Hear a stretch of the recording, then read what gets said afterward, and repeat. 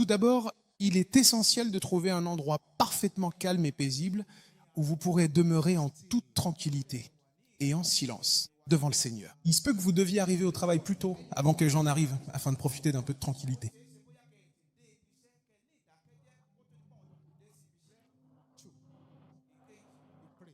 Vous priez. Saint-Esprit, recouvre tout mon être de ton ombre. Recouvre mon cœur de ton ombre. Recouvre mon esprit de ton ombre. Nous parlons maintenant du côté pratique. Pratique. Endroit calme. Une prière pour que le Saint-Esprit vous recouvre de son ombre. Et troisièmement, vous savez, je vous invite à prendre un petit instant pour choisir maintenant un verset biblique qui vous inspire. Un court passage ou une vérité spirituelle. Ouais, un commandement divin ou une révélation divine. Ou bien peut-être une promesse divine. C'est à vous de décider. Vous avez la liberté de choisir absolument n'importe quel passage, n'importe quel verset de la Bible qui vous parle. Prenons par exemple ces paroles puissantes. Le Seigneur est avec moi en tout temps. Je ne craindrai absolument rien. Car que peut bien me faire un simple homme? Oui, le Seigneur est véritablement avec moi, à mes côtés, chaque jour. Je ne craindrai rien. Que peut me faire l'homme? Voyons voir. Le Seigneur est avec moi. Je ne craindrai rien. Que peut me faire l'homme? Je viens juste de prendre un passage biblique. Maintenant, il a choisi un passage biblique. 4. Lisez-le lentement. Répétez-le. Lentement. Répétez-le. Ou quelle que soit la révélation ou le commandement sur lequel vous voulez méditer. Prenez-le. Lisez-le lentement. Répétez-le. Si possible, lisez-le à voix haute. Lisez-le lentement. Répétez-le. Lisez-le à voix haute. Le Seigneur est avec moi. Tu n'as absolument rien à craindre. Et maintenant, ensuite, 5. Maintenant, réfléchissez-y en priant et méditez profondément. Priez et méditez profondément à ce sujet, sur le passage biblique ou le sujet que vous avez choisi de méditer. Sur la parole sainte ou le passage choisi, méditez-y profondément. Nous venons juste de prononcer un mot maintenant. Nous venons de dire un mot. Nous pouvons choisir n'importe quel autre mot dans l'Écriture. Au commencement était la parole, et la parole était avec Dieu. Vous avez choisi un passage biblique. Vous commencez maintenant à y réfléchir. Réfléchissez-y. Commencez à vous poser des questions. Que cherche exactement Dieu à nous dire à travers ces paroles précises? Quelle est la vérité profonde qu'il essaye de m'enseigner personnellement dans ce passage? Quelle leçon spirituelle importante et durable puis-je réellement tirer de cette situation pour ma propre vie? Ce passage que je lis, quelle en est l'implication? Est-ce que cela me révèle quelque chose sur Dieu? Mais qu'est-ce que je dois changer dans ma vie d'après ce que je lis? Le Seigneur est avec moi, je ne craindrai rien. Que peut me faire un homme? Ça veut dire que je ne devrais avoir peur de personne. Je réfléchis profondément comme ça. Qu'est-ce que ce passage révèle? D'accord. Et quelle est l'action précise que je devrais entreprendre maintenant? Comment cela s'applique-t-il à ma vie? C'est comme ça qu'on médite sur les Écritures. Commence à te poser des questions. Tu commences à le retourner encore et encore dans ta tête. Après avoir passé du temps à faire cela, passe à l'étape 6. Maintenant, attends-toi calmement devant le Seigneur. Invite le Seigneur à parler. Sa voix douce parlera à ton esprit. Quelle que soit l'information que tu reçois, passe à l'étape 7. écris-la. Parce que tu pourrais oublier, écris-la. Et ensuite, passe à l'étape 8. Approprie-toi ce passage sur lequel tu as médité. Fais le tien. C'est-à-dire, transforme-le en confession. Transforme-le en prière. Transforme-le en déclaration. Ce sur quoi tu viens de méditer. Ensuite, neuvièmement, obéis à cette parole et à cette instruction. Obéis. Obéis à la parole et aux instructions. Et enfin, fais-en une habitude régulière. Tu pourras avoir besoin d'un petit carnet pour noter ce que Dieu dit à ton cœur. Dieu parle à tout le monde.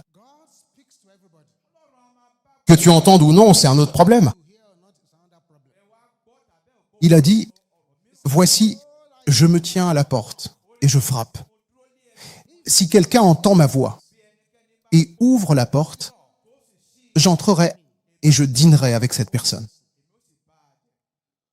S'il arrive que Dieu décide de t'abandonner dans le but d'aller s'entretenir avec un prophète à ton sujet et qu'il ne s'adresse plus à toi de manière directe pour te parler de toi-même,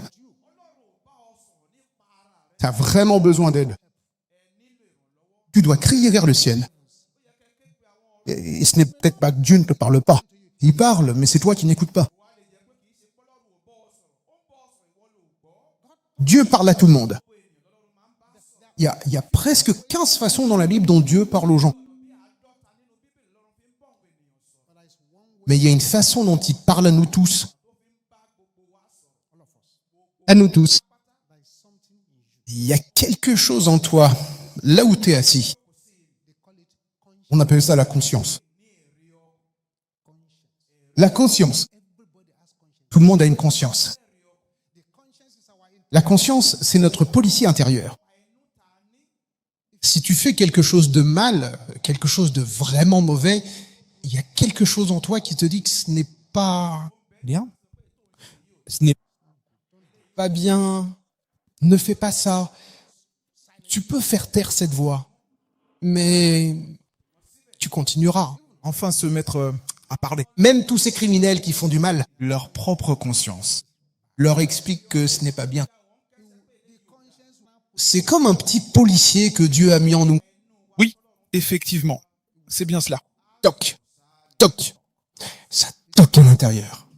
Ça toque à l'intérieur. Oui, c'est exact. Comme tu peux le voir. Assois une bonne conscience. Ou une Mauvaise. conscience.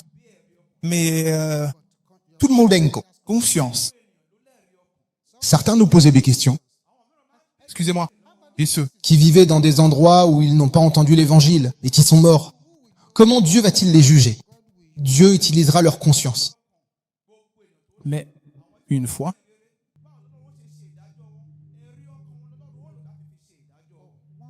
Que tu es né de nouveau. Que tu es un enfant de Dieu. Le Saint-Esprit vienne prendre le contrôle total de ta propre voix. Commence à l'utiliser pour te parler. C'est ainsi que la plupart des croyants entendent Dieu. Dieu prend alors le contrôle de la voix de cette conscience et commencez dès maintenant à vous en servir au quotidien. pour te parler. À toi.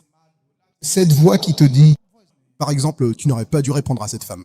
« Tais-toi » comme une leçon de la voix. Assieds-toi. Ouais. Et ne réagis pas. C'est comme une voix humaine. Vous allez maintenant. Vous habituez à cette voix qui vous parle de l'intérieur. D'accord. Beaucoup de gens font des erreurs et se trompent parce qu'ils agissent sans avoir entendu Dieu. Inclinez doucement la tête là où vous vous trouvez. Et que tous les regards... Assurez-vous qu'il soit complètement fermé. Père, nous te remercions pour cette assemblée. Nous te remercions, car il est écrit, toi qui écoutes la prière, vers toi viendra toute chair. Père, pour tous ceux qui élèvent la voix ici ce matin, que chaque prière qu'ils adresseront devienne un témoignage, devienne une percée au nom de Jésus. Pour tous ceux qui crient vers les cieux aujourd'hui, accorde-leur des témoignages extraordinaires. Au nom puissant de Jésus, nous prions.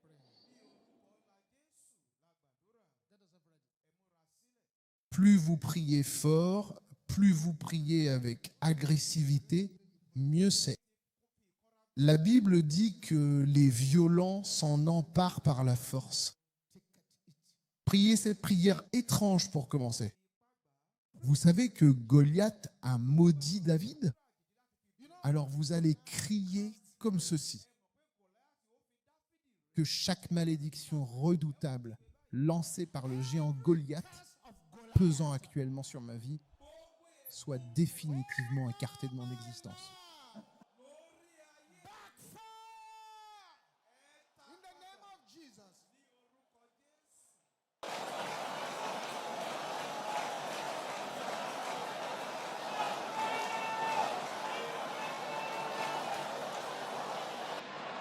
Au nom de Jésus, nous prions.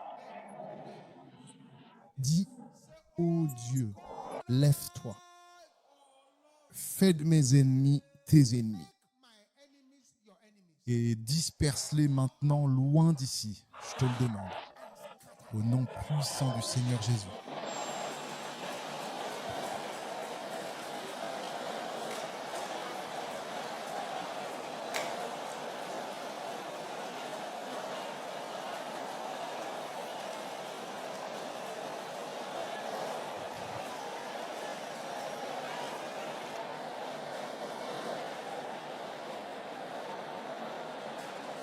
Au nom de Jésus, nous prions.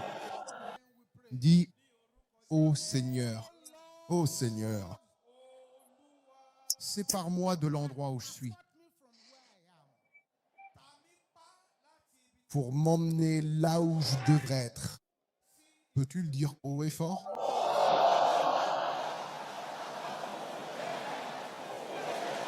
Maintenant que tout semble s'effondrer autour de vous, élevez la voix avec ferveur.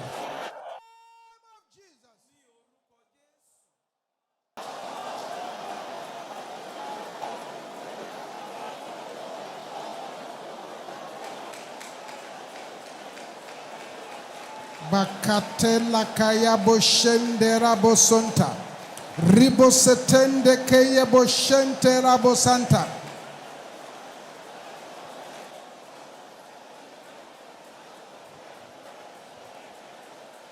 In Jesus' name we pray.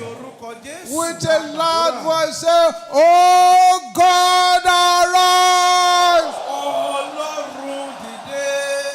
Open the chapter of my new glory this year. In the name of Jesus.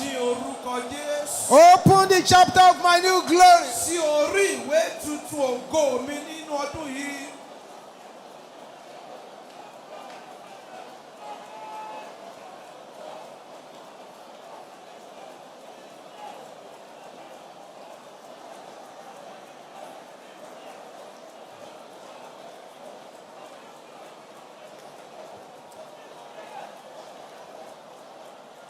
In Jesus' name we pray.